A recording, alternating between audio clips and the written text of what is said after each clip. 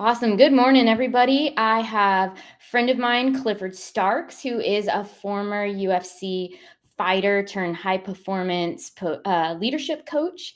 He is the author of The Fighter's Formula and a man on a mission to impact 1 billion lives. So I'm really excited to have him here today as we kind of talk around mindset and what that looks like when you're a small business owner, when you're just kind of in those high stress situations. How do you work through all of this? So I'm pleasure to have you on, Clifford, and I am excited to learn more about your fighter's formula and for everybody else as well. Yeah, thank you, Christy. Appreciate you having me on and looking forward to the conversation. Yeah, so can you share a little bit your background, how you came up with this formula? Yeah. So I actually came up with the formula completely by accident. I was I got out of fighting and then I got into Amazon FBA and speaking, and I didn't know exactly what I was going to do or how I was going to do it. And so when I went through my process, I got into speaking, and I did my first speaking gig, and I bombed, like completely bombed. And I talked with my speaking coach about it, and I said, like, I gave they said I was very inspirational, but they didn't have any actionable or practical steps that they could take to move forward in their journey. And she goes, "Oh, that makes perfect sense." She goes, "The transformations that you've given people, look at the end in mind and then work yourself backwards so that you know the step by step on how you're going to take people through their transformation and what actions they can take through their transformations." So that was really the start of the Fighter's Formula. It actually wasn't even called the Fighter's Formula then. It was called the Power of Six when I first started. But the principles that align to the Fighter's Formula are still those same principles. That's awesome. I Yeah. love it. How I guess when it comes to being a small business owner, how do you incorporate this mindset work with business owners and how that kind of helps them running their business, those things that us as owners can get stuck in, whether that's making hard decisions, driving a team, all of those things. So what's interesting, the decision that got us where we were will not be the decision that gets us where we want to go. And as I've gone through my journey, I go, oh my goodness, we push back things and we don't even know that we're pushing them back. And I learned this going from fighter, like a high performing fighter, to going into a high performance business and saying, like, you get good enough to where you feel comfortable, and that's not going to get you to where you want to go. There's a space to where you take an action and you don't know what's going to happen with the action that you take. You know, you're going to learn something through the action that you take. And so I empower people to take ownership in their actions. When we can take ownership in it and say, hey, I feel this is the right direction, the right action, and we're going to learn something when we go through it, and we're going to be better for taking the action.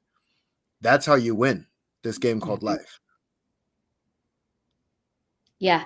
No, I think it's so interesting because it's easy to get in that place of comfortability and not necessarily want to push to the next level. And I know and that's a lot in sports. You have to continually push yourself to the next level if you want to keep getting better at what you're doing. And the same thing comes with business as well. I figure you kind of tap out if you're not continually pushing yourself to that next level. And there's so much of a mind game inside of it.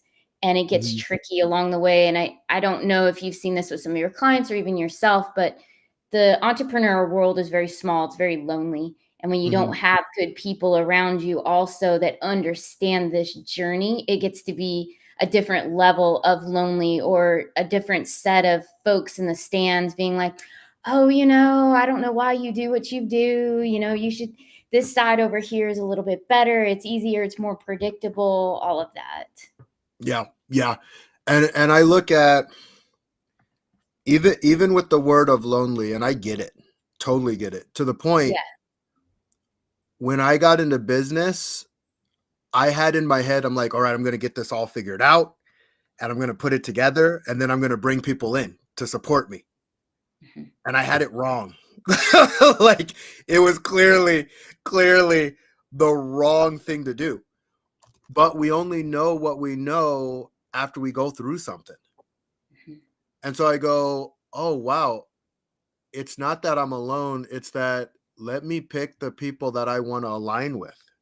You know, when I spoke with you the first time, it was amazing. You're amazing at what you do. You're a growth minded person. You're into expansion and abundance. And I loved it.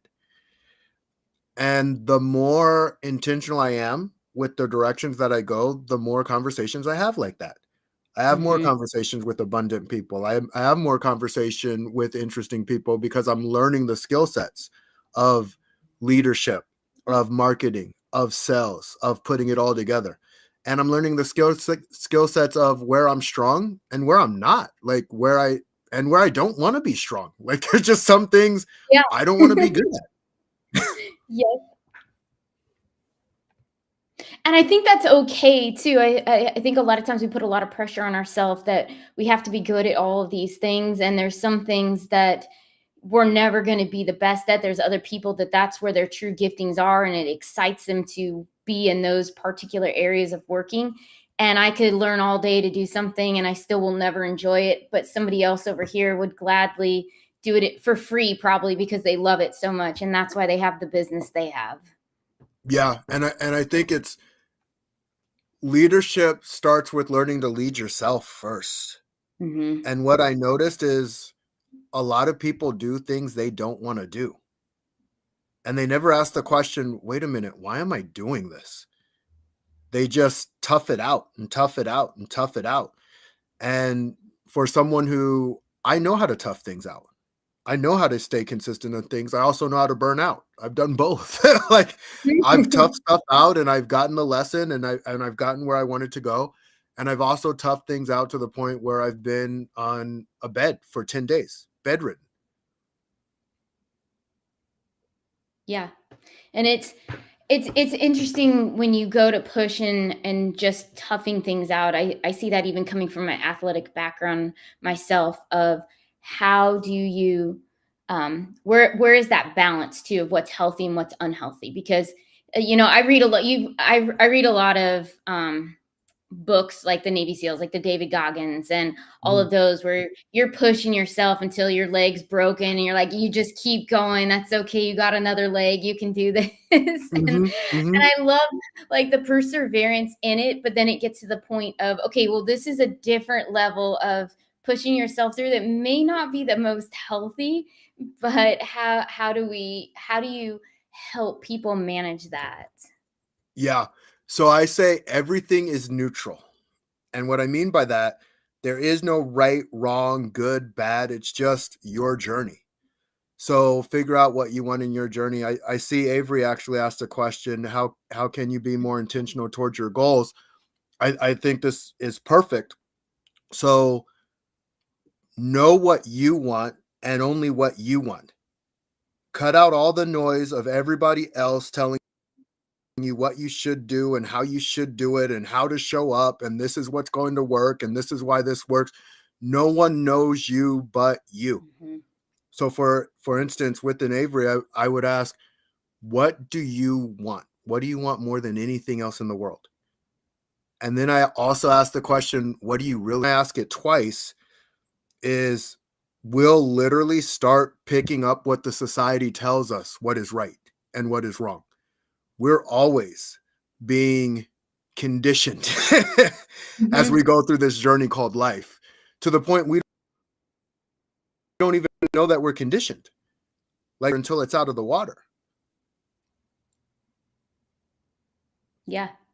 Yeah, it's a good point. How much of that comes, and I think some of that even comes from being an entrepreneur is very different than the 9 to 5 world, and most people have been conditioned to go the 9 to 5 world. They haven't been allowed maybe necessarily to free think of all of these things that they can do and the possibilities that are out there.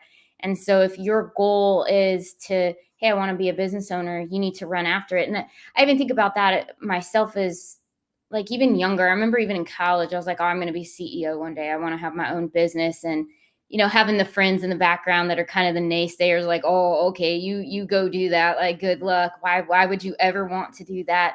But it's just because there's lack of understanding of what it is. And they don't teach some of that in school. They don't teach you entrepreneurial classes, maybe more so now than previously, but still there isn't this thing to really lean in. What do you want to do? How do you build the skill sets? How do you fight through what you've been conditioned to maybe think about work, and Mhm. how you attack that? It's really interesting. Yeah, no, it 100% is. I think Avery asked another. Avery, I just want to give you a shout out, like 2 questions back to back. You are awesome. Thank you for that. And that takes a ton of courage. So keep being amazing. What leadership is a constant journey where you never done learning about leadership. What can entrepreneurs do to continue leading? So one with what you were saying, Christy, about um, learning the 9 to 5, going through that process, and then Avery talking about what can you do to continue leading. The best thing that has served me, and it continues to serve me, one, I don't take myself too seriously. I give my very best consistently all the time. And then two, I use both my ears, and I use them 4 times more than I use my mouth. So I'm listening, listening, listening, listening, and then listening a little bit more. The more I listen, and I mean, not just listening to everybody else, listening to myself too, listening to what my body's saying to me, listening to what's my gut saying, listening to my soul. And the more I listen, the more aligned I become. When I can listen really closely, I become aligned, and then I can be more effective. And so that's the biggest leadership lesson that I've learned as I go through this journey is like, let me listen to, so I do 3 things: listen to myself, listen to others, and listen to my environment. My environment, because I cannot be effective in the wrong environment. It's just not going to happen. You put me in a car with no tires, I'm not going anywhere.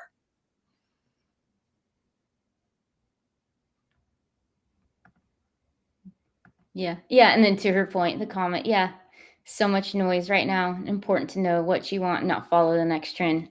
Yeah, Mhm. absolutely. 100%. One thing I'm curious about too, can you kind of describe your fighter's formula roadmap? Like, what are those key stages and kind of how they translate into the different results that people get from it? Yeah, absolutely. Yeah. So I look at, there's a world of figuring out how to align. And when we're aligned, we can amplify. And alignment is, I go, there's 3 areas to align in. So we align in our mind, how we think about things, how intentional we are with those things, how we strategize. Then we align with our heart, our passion, our purpose. What do we love? What don't we love? And then we align in our skill set. When our skill sets are like, we all have talents and skills that only we will ever have. Like even the first conversation that I spoke with you, Christy, I knew Hmm. there were certain things that you would always do better than I would do, and vice versa. That's the game of life, is just figuring out like, okay, what are my skills, and what do I love, and how do I master those skills? What is the mastery of those skills? Because when you're a master at what you do, you can produce amazing results, and people pay to get amazing results in their Hmm. life. And when you can clarify, communicate, and justify why this person, they'll pay you. So I go, oh my goodness, winning is an inside job. How do I align those 3 areas so that I can show up in my 4 arenas? And I go, there's 4 arenas. There's the mind arena, because we're playing with this mind that wants to keep us protected and wants to keep us alive. It's not looking to thrive, it just wants to keep us alive. Then our heart. And I'm sure we've all had that feeling where it's like, I want to do this, but my mind's saying it's not safe. And it's not. because your mind doesn't know about it yet. Like your mind doesn't know the direction to go. So it's like, oh crap, screw that thriving thing. We just want to get by the next day. We know what we know here. Let's stay here and stay. And then there's the skill, mastering your skill set. And this is where I talk about don't take yourself too seriously. To master your skill set, you're going to have great times where you hit it out the park, where you're like, holy crap, I crushed it today. And there's going to be times you whiff it. And you swung as hard as you could, and the ball goes and it's foul ball. It's going to happen. And that's okay, because you can't hit those home runs consistently until you hit a couple foul balls. It's part of the game. And then there's the wealth, where it all just aligns, where you're aligned in everything, where you know who you are, you know where you stand, you know your strength, you know the value that you bring to others as you go through your journey. Yeah. No, it's awesome. Do you see certain parts of that where people tend to get stuck, or certain other areas where it's easier to work through, and then they get to this point of, oh, that unbelief starts to settle in or whatnot, and there's this moment of, oh no, we're, how do we kind of get through this? Yeah. We can get stuck in a moment's time all the time. So I'll give you an example. You ever give a great presentation where you know people are going to have questions, but no one asks a question? Mhm. And then finally, like one person asks a question and then the questions start pouring in? That is a moment right then and there of stuckness, where Mhm. everyone like, oh, I don't want to say something stupid. I don't want to ask a dumb question. Oh God.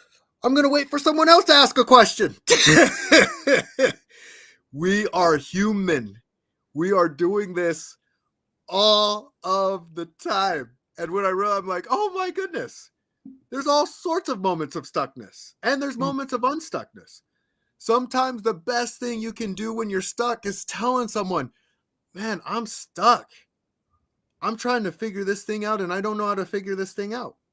Or, oh man, I feel uncomfortable. I want to ask this question, but I'm afraid to. So we have moments, it like second by second by second, we are always playing the game of life. Mhm.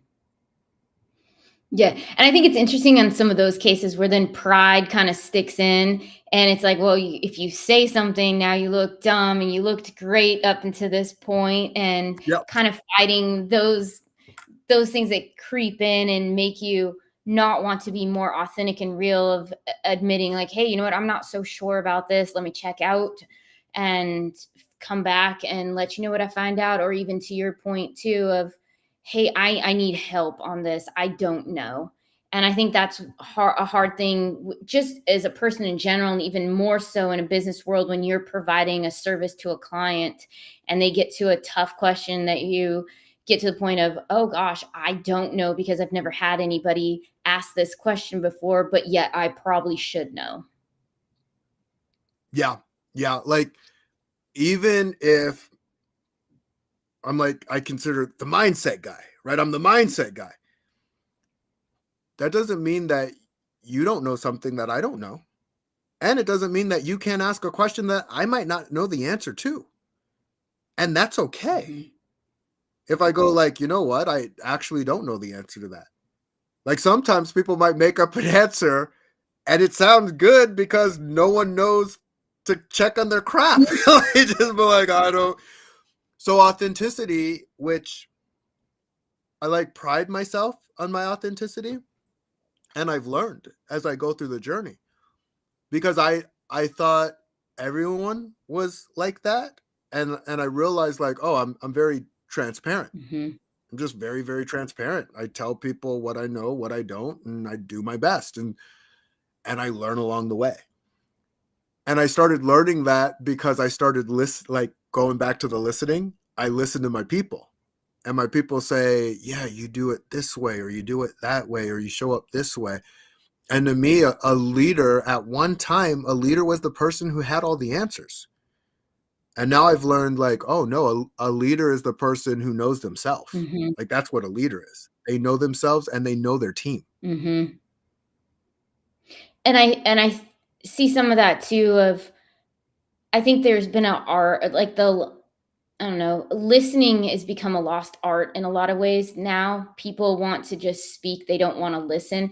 And I've noticed that in different client meetings I've been in or whatnot. And you have folks talking and you see the next person just being like, oh, I want to say something, I want to say something. And they're not even listening to what the person's saying because they already have this idea of like, no, I wanted to say something, I need to say it now. And it, and it's interesting to watch in those instances because somebody's saying something that's so valuable and this person has their own agenda and they just want to speak something and not give this person the time to really express what it is that goes into the whole project or whatever's being discussed at that time. Mm-hmm. Yeah. Yeah. Yeah, I agree. It's good. I love this one for Avery. This is more just a comment than anything, but just struggling to tell others when I don't know, but it's important, especially when you're on a team. We need to give ourselves grace and now know it's okay to not know. We're not meant to have all the answers. Yeah. Yeah. It was so beautiful because I learned a lesson myself. This is interesting because it actually comes down to sales.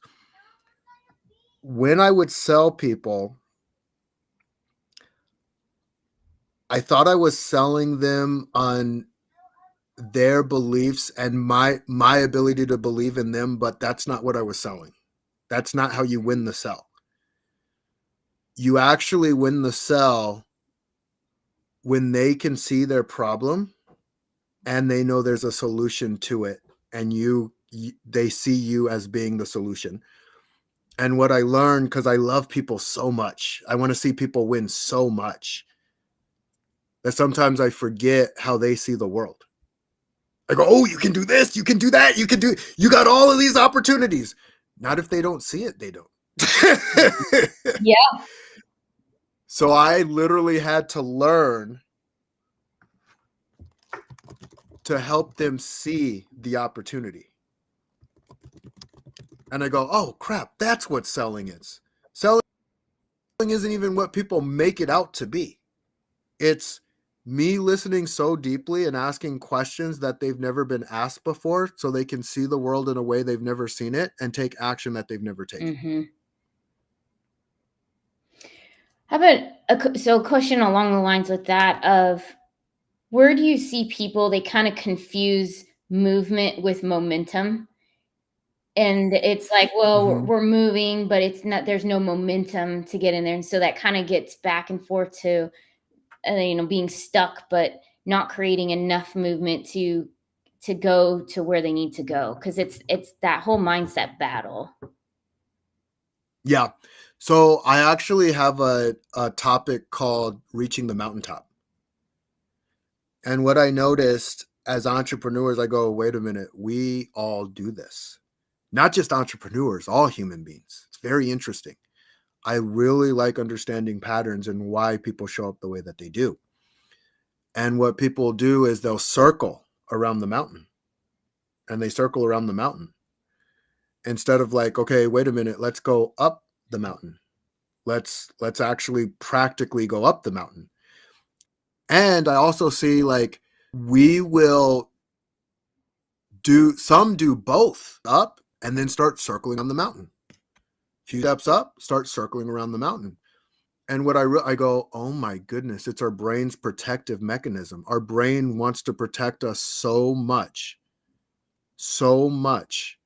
to the point, even as a high performer, it was very interesting to me.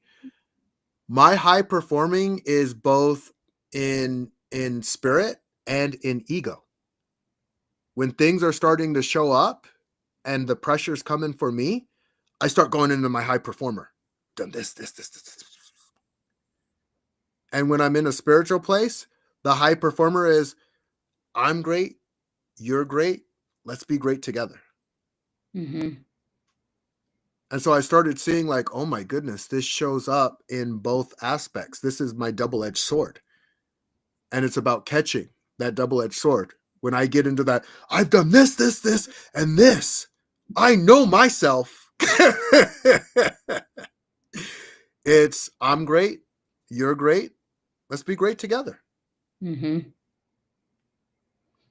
How, in those instances, do you help people stop from just walking around in circles and actually gain the momentum they do to start climbing the mountain?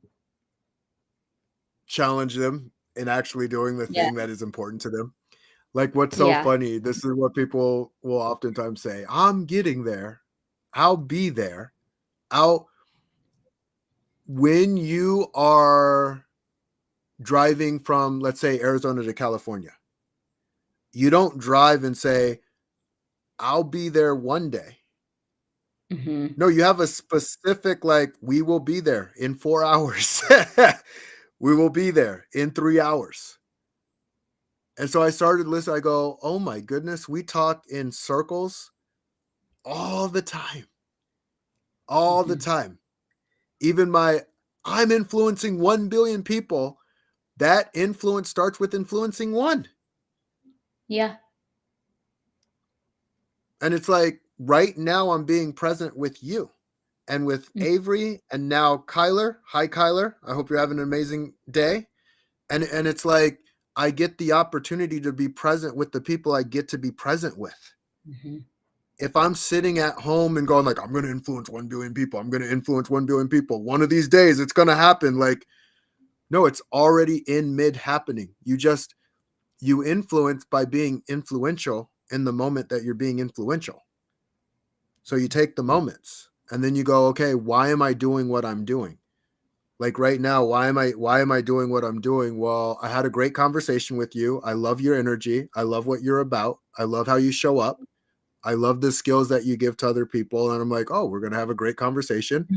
And I got to meet Avery and Kyler. I got to meet two people instantly by Yeah. just connecting with you. So, no, it's good. I love how all of that works out. So I got one more question for you Hmm? before we end today's session, but what internal battle do most business owners avoid but need to face it in order to grow? And I guess this is more just as a person in general. What have you kind of seen as you've been working with people over the last few years? You're just like everybody else, Mhm. trying to figure it out, putting it together. Some leaders have just gotten more reps in. They're not better than anyone. They're not worse than anyone. They're a human being living, learning, going through their journey just like everybody else. And when you take the time to listen and speak to a human being going through it, you will be surprised the kind of bonds that will show up. We talk about it's about being relational. We got to be relational. Let's be relational. It's like, you know what? We just get an opportunity to be relational. So every day we wake up, we get an opportunity to be relational, and we can ask ourselves, was I being relational today or was I not being relational today? Was I showing up today or was I not showing up today? Some days we're going to hit it out of the park and crush it. Some days we're going to hit our foul balls. Mhm. So true. I love it. Well, thank you so much for your time. I really appreciate it. I will put your information on this link, but I think if anybody wants to find you to get more information, if you want to just kind of share where people can find you, your website, or Yeah. the best way to reach out to you. Yeah. I want to say, Christy, thank you for having me on. I want to say, Avery, thank you for the questions. Kyler, thank you for connecting. And I'm glad you found value in this as well. It was a pleasure to meet you both. But yeah, the best way to find me on LinkedIn or Facebook under Clifford Starks. And yeah, if you found any value, would love any connection with you saying, hey, this is what I liked about you. And then we can have a conversation. Perfect. Awesome. Well, thank you again so much for your time. I appreciate it. Yeah, thank you.